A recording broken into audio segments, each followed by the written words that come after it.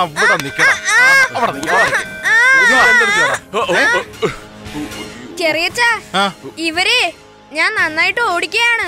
മുത്തശ്ശി നിന്നെ അവിടെ അന്വേഷിക്കുന്നത്. നീ ഒന്ന് വേഗം വന്നേ. ഗിരി, ഈ കാലമാടന്റെ മുമ്പിൽ പെട്ടല്ലോ. ഇവനെങ്ങാനും ആ വീഡിയോ കണ്ടു കഴിഞ്ഞാ നിന്റെ അമ്മയുടെ അടുത്ത് അതുപോലെ തന്നെ എന്ന് പറഞ്ഞു കൊടുക്കും. ആ സെൽഫോൺ നമ്മുടെ കൈക്ക് എത്തിയ പിന്നെ വേറെ ഒരു കുഴപ്പം ഉണ്ടാവില്ല. ആദ്യം അവന്റെ കയ്യിൽ നിന്ന് അത് വാങ്ങിക്കാൻ നോക്ക്. മുകുന്ദ, മൊബൈലിങ്ങിതാ. വാ മോനെ, വാ വാ. അളിയാ, പെട്ടെന്ന് മോദിനോടൊരു സ്നേഹം. അത് പിന്നെ എന്തൊക്കെയായാലും മുകുന്ദൻ എന്റെ ഭാര്യയുടെ ചേട്ടന്റെ മോനല്ലേ. അതുകൊണ്ട് സ്നേഹം കാണിക്കുന്നതിൽ തെറ്റില്ലല്ലോ. നോണ പറയുക ചെറിയച്ച. ഈ മൊബൈൽ ഫോണേ എന്റെ കയ്യിൽ നിന്ന് പിടിച്ചു വാങ്ങാനാ ഇവരിപ്പോ ഇങ്ങനെയൊക്കെ പറയുന്നത്. അതിന് മാത്രം എന്താ ഈ ഫോണിലുള്ളത്? അത് ചെറിയച്ചൻ അറിയേണ്ട ആവശ്യമില്ല. നീ അവർക്കല്ലേ കൊടുക്കാത്തത്? എന്റെ കൈ തന്നുകൂടെ? മൊബൈലിൽ തരാതിരിക്കുന്നത് അത്ര കന്നിലാണോ? എല്ലാം കഴിഞ്ഞു.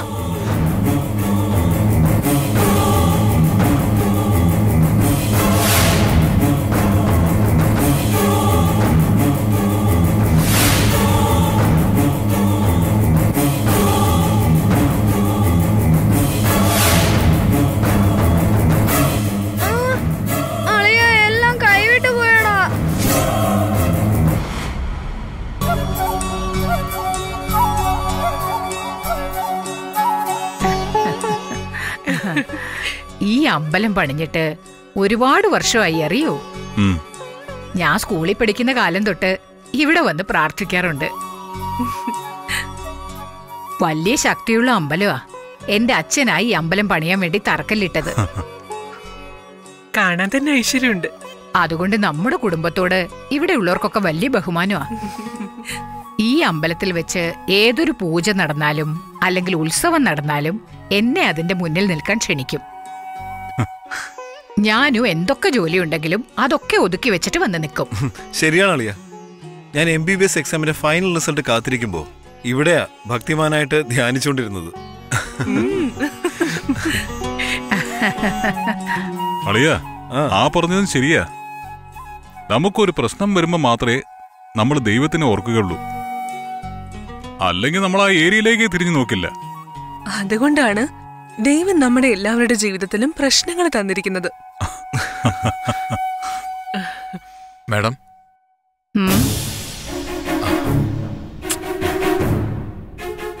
പറഞ്ഞോളൂ. മാഡത്തിനോട് എനിക്ക് ഒറ്റയ്ക്കൊന്ന് സംസാരിക്കണം. തനിച്ചോ? അതെ മാഡം. എന്താണെങ്കിലും പറഞ്ഞോളൂ. ഇവരൊക്കെ എന്റെ കുടുംബത്തിലുള്ളവരാ. അതുകൊണ്ടല്ല മാഡം, ഈ ഒരു കാര്യം ഇവരുടെ മുന്നിൽ വെച്ച് എങ്ങനെയാ പറയേണ്ടതെന്ന് എനിക്കറിയില്ല. അതുകൊണ്ട് മാഡം ഒന്ന് വരികയാണെങ്കിൽ. എന്തുപറ്റി? എന്തെങ്കിലും പ്രശ്നമുണ്ടോ? ഉണ്ട് സർ.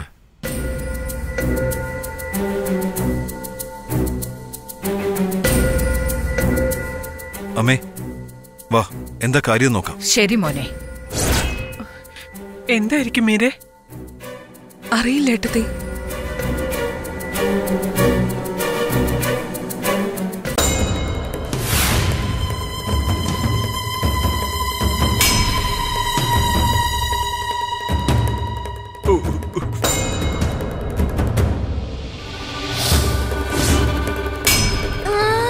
അയ്യോ,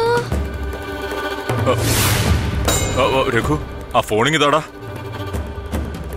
അല്ല, നിങ്ങൾ രണ്ടുപേരും എന്തിനാ ഇത്ര വെപ്രാളപ്പെടുന്നത്? ഈ മൊബൈലില് അത്ര വലിയ രഹസ്യം എന്താ ഉള്ളത്? അമ്മാവാ, ഇത് അബിയുടെ ഫോണാണ്. എന്തോ നാളിയാ, ഒരു കൊച്ചു കുട്ടിയുടെ മൊബൈൽ ഫോണാണോ നിങ്ങൾ അടിച്ചു മാറ്റിയിരിക്കുന്നത്? എത്ര കിട്ടിയാലും നിങ്ങളൊന്നും പഠിക്കില്ല ചേച്ചി. ഒരു 5 മിനിറ്റത്തേക്ക് ആ ഫോണും താടാ. വേണമെങ്കിൽ 5 മിനിറ്റിന് ശേഷം ഞാൻ തരാം. ഇപ്പൊ കുറച്ചു നേരം ഒന്നും മിണ്ടാതിരിക്കേ. ആ കൊച്ചുവരുടെ ഫോട്ടോ വളരെ ഭംഗിയായിട്ട് എടുത്തു വെച്ചിരിക്കുക. അതൊന്നും ശ്രദ്ധിക്കില്ല. സൂപ്പർ.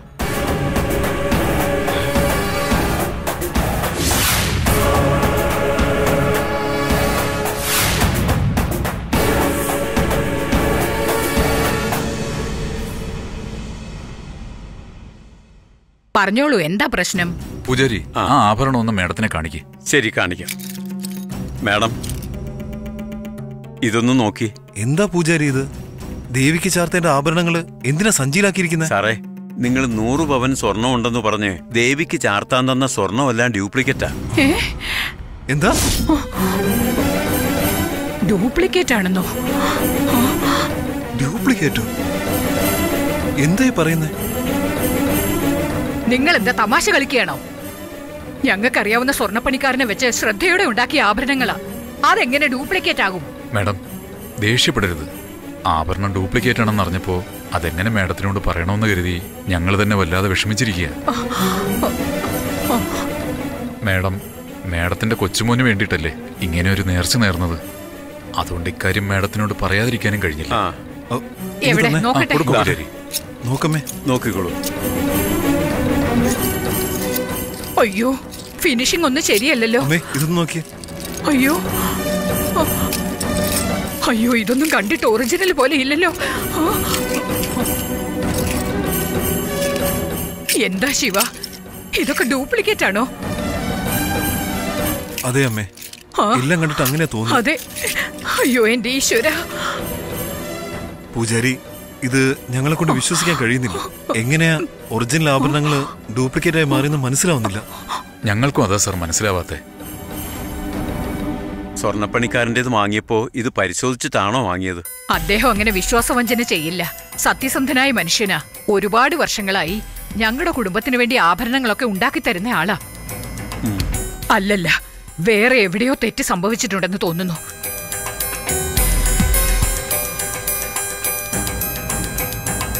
ആരായിരിക്കും ഇങ്ങനൊരു കള്ളത്തരം ചെയ്തത്?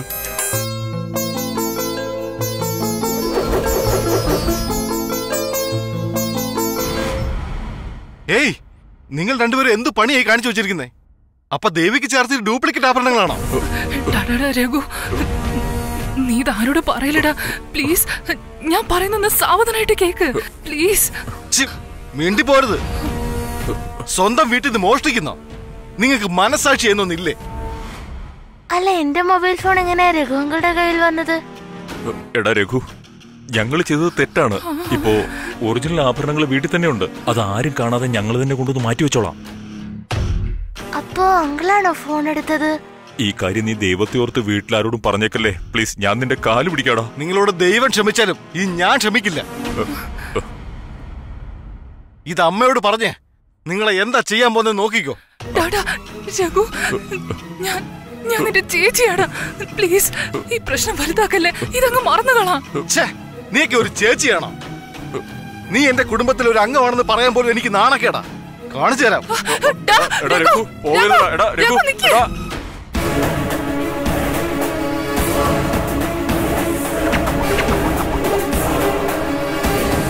അമ്മേ, എന്താ രഘു? ഇതൊന്ന് നോക്കിയമ്മേ.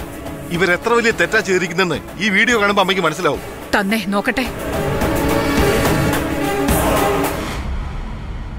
ഒറിജിനൽ ഏത് ഡ്യൂപ്ലിക്കേറ്റ് ഏതെന്ന് കണ്ടുപിടിക്കാൻ കഴിയാത്ത വിധത്തില് ഗംഭീരമായിട്ടാണ് ഉണ്ടാക്കിയിരിക്കുന്നത് നമ്മളെ ഏൽപ്പിച്ച പണിക്കാരൻ.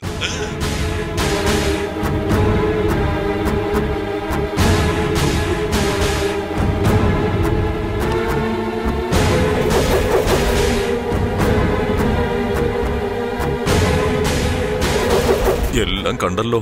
ഇനി കൺഫേം ആയിട്ട് നമുക്ക് പ്ലാറ്റ്ഫോം തന്നെ ആയിരിക്കും. എന്റെ ഈശ്വര,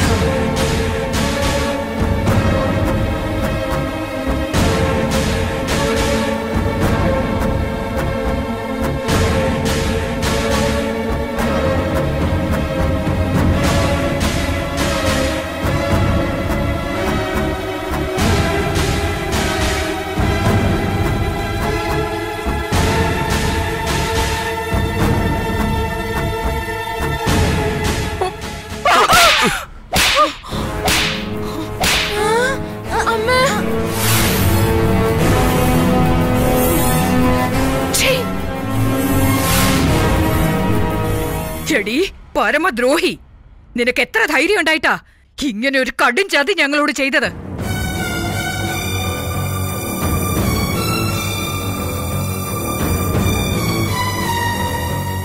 ദേവിയുടെ ആഭരണങ്ങൾ മോഷ്ടിച്ചില്ലേ നീ? നിന്റെ മനസ്സെന്താ കല്ലാണോ? ഇതിന് മാത്രം എന്താടി നിനക്ക് പണത്തിനോട് ഇത്രയ്ക്ക് ആക്രാന്തം? എപ്പ നോക്കിയാലും പണം പണം എന്നൊരൊറ്റ ചിന്തയേ ഉള്ളൂ. ഈ അത്യാർത്ഥി കൊണ്ടാ നിങ്ങളെ ഒന്നും അത് തിരിഞ്ഞു നോക്കാത്തത്. നീയൊക്കെ എന്റെ മരുമകനാണെന്ന് പറയാൻ എനിക്ക് നാണക്കേട് തോന്നുക, വെറുപ്പ് തോന്നുക. അധ്വാനിച്ച് 4 കാശുണ്ടാക്കാനുള്ള വകയില്ല, എന്നിട്ട് വീട്ടിൽ വെറുതെ ഇരുന്ന് കള്ളത്തരങ്ങളൊക്കെ ചെയ്തു കൂട്ടുക അല്ലേ? എനിക്ക് മതിയായി. ഇനി നിങ്ങൾ രണ്ടുപേരെയും എന്റെ വീട്ടിൽ കണ്ടുപോകരുത്. പെട്ടിയും കിടക്കെടുത്ത് പുറത്തിറങ്ങി പൊയ്ക്കോണം. അമ്മേ, നീ മിണ്ടാതിരിക്കും മീരെ. ഇവരെ കുറിച്ച് എനിക്ക് നന്നായി അറിയാം. രണ്ടുപേർക്ക് നല്ല ബുദ്ധി വരികയില്ല. ഇവർക്ക് സ്വത്ത് പങ്കിട്ട് കൊടുത്താ അത് 4 ദിവസം കൊണ്ട് തീർത്ത് കൈ തരുമെന്ന് വെച്ചിട്ടാ ഇവരെ എന്റെ കൂടെ തന്നെ താമസിപ്പിച്ചത്. പക്ഷേ ഇത്രയൊക്കെ ചെയ്തു കൊടുത്തിട്ടും വീട്ടിനകത്തിരുന്നു കൊണ്ട് ഇവർ ഇത്രയും വലിയ കള്ളത്തരങ്ങൾ കാണിച്ചു കൂട്ടിയെങ്കിൽ എനിക്കത് കണ്ടിട്ടും കാണാത്ത പോലെ നടിക്കാൻ പറ്റില്ല, പറ്റില്ല, പറ്റില്ല.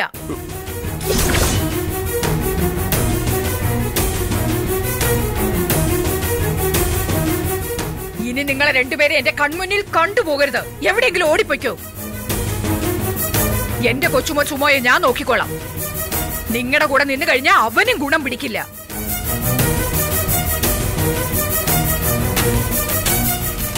അമ്മേ, ദൈവത്തെ ഓർത്തിങ്ങനെ ടെൻഷൻ ആവാതെ. എന്താണെന്നുണ്ടെങ്കിലും നമുക്ക് വീട്ടിൽ പോയി സംസാരിക്കാം. നീ എന്താ മീര ഈ പറയുന്നേ? ഇവരെ ഞാൻ എന്റെ വീടിന്റെ പടി ചവിട്ടാൻ സമ്മതിക്കില്ല. എന്റെ സ്വത്തിന്ന് ഒരൊറ്റ പൈസ പോലും കിട്ടില്ല. എവിടെങ്കിലും പോയി തൊലയട്ടെ. ഏട്ടാ, അമ്മയോടൊന്ന് പറ. ഇല്ല മീരെ, അമ്മ പറയുന്നതിൽ ഒരു തെറ്റുമില്ല. ശത്രുക്കളോട് പോലും ക്ഷമിക്കാം, പക്ഷെ ഇതുപോലുള്ള വിശ്വാസവഞ്ചകരോട് ഒരിക്കലും ക്ഷമിക്കാൻ പാടില്ല.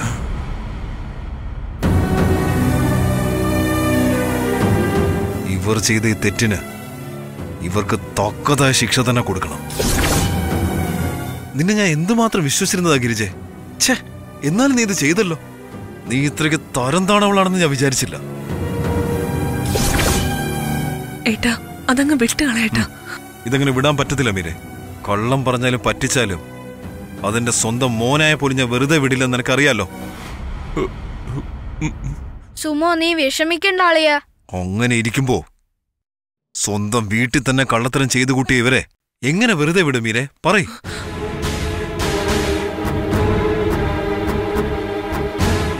സാരമില്ല, ഒരു വിധത്തില് നല്ല കാര്യം തന്നെയാ നടന്നത്.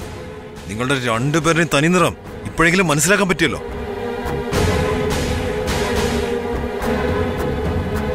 അളിയ, ആ ഫോണും തരൂ.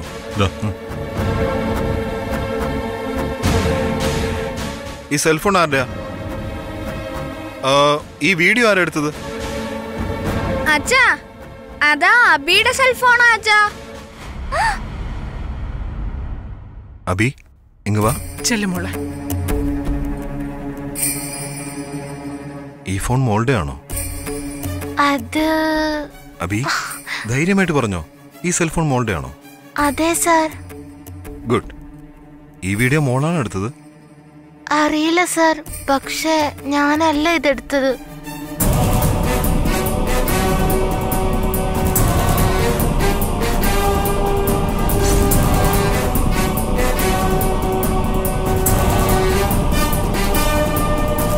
അയ്യോ, ഞാൻ തന്നെ എടുത്തെന്നാ തോന്നുന്നത്. മുകുന്ദന്റെ വീഡിയോ എടുത്തിട്ട് റെക്കോർഡ് ബട്ടൺ ഓഫ് ചെയ്യാത്തത് കൊണ്ടായിരിക്കും ഈ പ്രശ്നമൊക്കെ പറ്റിയത്. എടി അബി, ഞങ്ങള് സംസാരിക്കുന്ന നീ കേട്ടിട്ടുണ്ടാവോ കണ്ടിട്ടുണ്ടാവോ എന്ന് പേടിച്ചപ്പോ നീ അത് വീഡിയോ എടുത്ത് എല്ലാവരെയും കാണിച്ച് ഞങ്ങളെ നാണം കെടുത്തിയല്ലേ. നിന്നെ ഞാൻ വെറുതെ വിടില്ലടി. എടി അബി, നിന്റെ മരണം എന്റെ കൈ കൊണ്ടായിരിക്കും.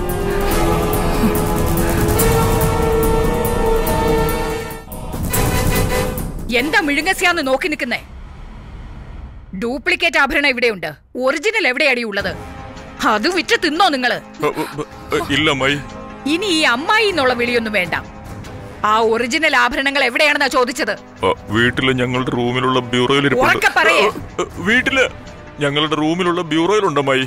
രഘു, അമ്മേ, മണിയെ ഫോണിൽ വിളിച്ച് ആ ബ്യൂറോ തല്ലി പൊളിച്ച ആഭരണങ്ങൾ ഇങ്ങോട്ട് കൊണ്ടുവരാൻ പറ. ദേവിക്കുള്ള ആഭരണങ്ങൾ കൃത്യമായിട്ട് കിട്ടിയിരിക്കണം. ശരി അമ്മേ. ഛേ, കഷ്ടം. അമ്മായി, ഞങ്ങൾ അറിയാതെ ചെയ്തതാ. ഞങ്ങളോട് ക്ഷമിക്കമ്മായി. ഒരിക്കലും നിങ്ങളോട് ക്ഷമിക്കുന്ന പ്രശ്നമില്ല. അമ്മേ, പ്ലീസ് അമ്മേ. ഇന്ന് മുകുന്ദന്റെ പിറന്നാൾ ദിവസമായിട്ട് പ്രശ്നമൊന്നും വേണ്ട. നമ്മുടെ കുടുംബത്തിലുണ്ടായ പ്രശ്നം നമ്മുടെ ഇടയിൽ തന്നെ നിൽക്കട്ടെ അമ്മേ. ഇവരെ ഇപ്പോ വീട്ടിൽ നിന്നും പുറത്താക്കണ്ട.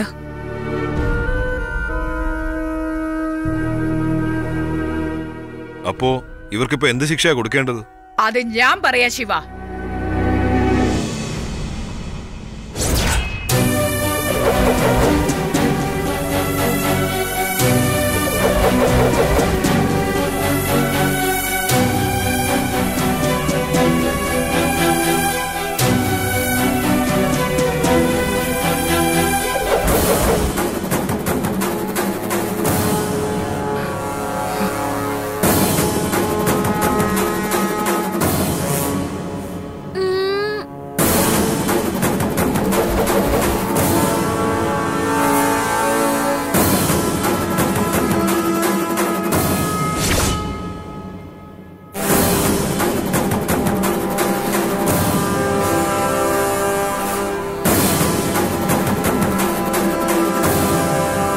എന്താ നോക്കുന്നേ?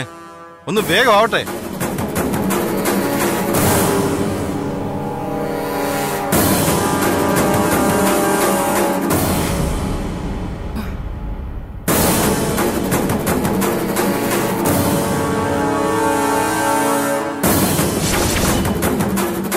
ഞങ്ങളുടെ സ്കൂളിൽ പോലും ഇത്രയും പണിഷ്മെന്റ് ആർക്കും കൊടുത്തിട്ടില്ല. പാവ അമ്മാവനും അമ്മായിയും. അല്ലടാ, കല്ലുപ്പ് തറയിൽ വിതറി അതിന്റെ മുകളിലൂടെയാ മുട്ടില് നടക്കാൻ പറഞ്ഞത്. ആകെ മാനക്കേടായി. നീ വിഷമിക്കണ്ട ആളിയാ. Cool cool cool. നെത്തോലിയുടെ വലുപ്പത്തിലുണ്ടായിട്ട് ഞങ്ങൾ ഇത്രയും പേരുടെ മുമ്പിൽ നാണം കെടുത്തില്ല. നിന്നെയും നിന്റെ അച്ഛനെയും ഞാൻ വെറുതെ വിടില്ലടി. കുടുംബത്തിലുള്ള എല്ലാവരെയും ഞാൻ നാണം കെടുത്തി.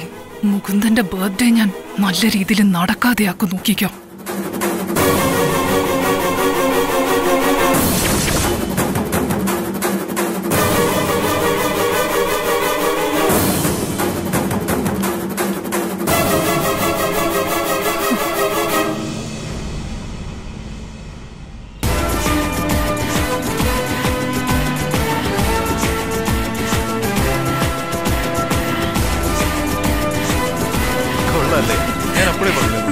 രഘു, എന്താമ്മേ?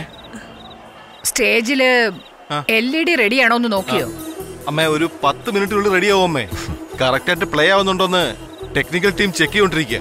ദേ നോക്ക്, മുകുന്ദൻ കയറി വരുമ്പോ നല്ല അടിപൊളി പാട്ട് വെച്ച് ബിൽഡപ്പ് ഒക്കെ കൊടുത്ത് ഒരു വലിയ സിനിമ സൂപ്പർ സ്റ്റാറിനെ പോലെ അവൻ വരണം. സൗണ്ട് സെറ്റപ്പ് ഒക്കെ റെഡിയല്ലേ? അതൊക്കെ വൈകുന്നേരം തന്നെ റെഡിയായമ്മേ. 5.1 കൃത്യമായിട്ട് പ്ലേ ആവുന്നുണ്ട്. കസ്തൂരി, വന്നേ. എന്താ മാഡം? ബൊഫേ സെറ്റപ്പ് ഒക്കെ നിന്റെ ചുമതലയാ. ശരി മാഡം. എല്ലാം കൃത്യമായി നോക്കിക്കോണം. ഭക്ഷണം കൊടുക്കുന്നതിൽ ഒരു കുറവും ഉണ്ടാവരുത്. ഞാൻ നോക്കിക്കോളാം മാഡം. പിന്നെ മീരേ, എന്താമ്മേ? നമ്മുടെ സ്വന്തം ബന്ധങ്ങൾ, ഫാമിലി, ഫ്രണ്ട്സ് എല്ലാരെയും നീ തന്നെ വെൽക്കം ചെയ്യണം. ശരി അമ്മേ. വേറെ എന്തോ പറയണമെന്ന് വിചാരിച്ചല്ലോ. മുകുന്ദൻ ഇഷ്ടപ്പെട്ട കാര്യങ്ങളൊക്കെ മൊത്തത്തിൽ ഒരു ലിസ്റ്റ് തയ്യാറാക്കി തന്നിരുന്നില്ലേ? അതൊക്കെ റെഡിയല്ലേ? അമ്മേ, എല്ലാം റെഡിയാണ്. അമ്മ എന്തിനാ എത്ര ടെൻഷൻ അടിക്കുന്നേ? അതല്ലടാ, മുകുന്ദൻ വന്ന് നോക്കുമ്പോ അമ്പരന്നങ്ങനെ ഷോക്കായിട്ട് നിക്കണ, അതിനു വേണ്ടിയാ. അവന്റെ കണ്ണിൽ ഒന്നിനും ഒരു കുറവും ഉണ്ടാവരുത്. അവൻ ഒരുപാട് പ്രതീക്ഷിച്ചായിരിക്കും വരുന്നത്. അതുകൊണ്ടാ ഒരുക്കങ്ങളൊക്കെ ആയോന്ന് നിങ്ങളോട് ചോദിച്ച് ചെക്ക് ചെയ്യുന്നത് മക്കളെ. അമ്മേ, അതിനെല്ലാം ഞാൻ ഇവിടെ ഉള്ളത്. അമ്മ എന്തിനാ ഇങ്ങനെ സ്ട്രെയിൻ ചെയ്യുന്നേ?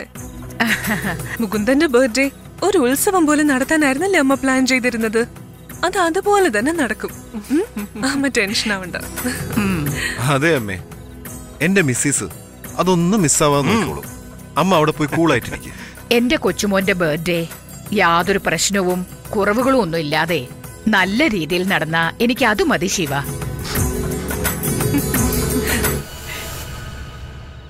ഈ ബർത്ത്ഡേ ഫംഗ്ഷൻ നന്നായിട്ട് നടക്കാൻ പാടില്ല ഗിരി.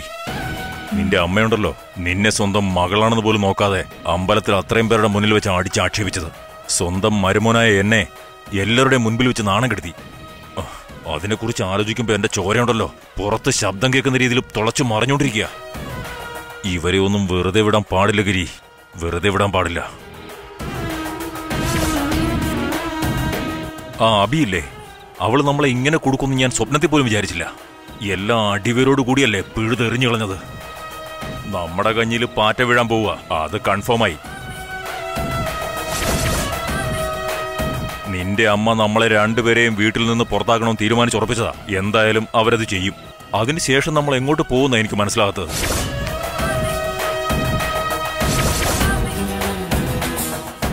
അല്ലഗിരി, ഞാൻ ഇത്രയൊക്കെ പറഞ്ഞിട്ടും നീ എന്താ ഒരു അക്ഷരം മിണ്ടാത്തത്? പറഞ്ഞു കഴിഞ്ഞോ എല്ലാം. നിങ്ങളുടെ രക്തം ഇപ്പൊ ഇത്രയും തിളയ്ക്കുന്നുണ്ടെങ്കിൽ എന്റെ ഉള്ളിൽ എന്തുമാത്രം തിളയ്ക്കുന്നുണ്ടാവും. നിന്നെ കണ്ടിട്ട് അങ്ങനെ തോന്നുന്നില്ല, അതാ ചോദിച്ചത്. എടോ, ഞാൻ എന്തുമാത്രം വലിയൊരു വിഷസർപ്പമാന്ന് ഇവിടെ ആർക്കും ഇതുവരെ മനസ്സിലായില്ല. മിണ്ടാതെ അടങ്ങിയിരിക്കായിരുന്നു ഇതുവരെ. ഇപ്പോ പത്തി വിടർത്തി ആടിക്കൊണ്ടിരിക്കുക. ആ ആട്ടം എന്തായാലും വെറുതെ ആയിരിക്കില്ല. നീ എന്ത് ചെയ്യാൻ പോകിരി? പറയാം. അതിനു മുൻപ്, തെറ്റ് ചെയ്ത് പിടിക്കപ്പെടുന്നതിന് മുൻപ് ചെയ്ത് തീർക്കേണ്ട പ്രധാനപ്പെട്ട ഒരു കാര്യം ബാക്കിയുണ്ട്. അതാദ്യം തീർക്കണം. ആ മീരെ, നീ റൂമിൽ പോയിട്ട് ഫ്രഷ് ആയിട്ട് വരണ്ടേ? നീ പോയിട്ട് വേഗം വാ. മുകുന്ദം വന്നാ നിന്നെ ആദ്യം ചോദിക്കും. നിന്നെ കണ്ടില്ലെങ്കിൽ അപ്സെറ്റ് ആകും. ശരി. അമ്മേ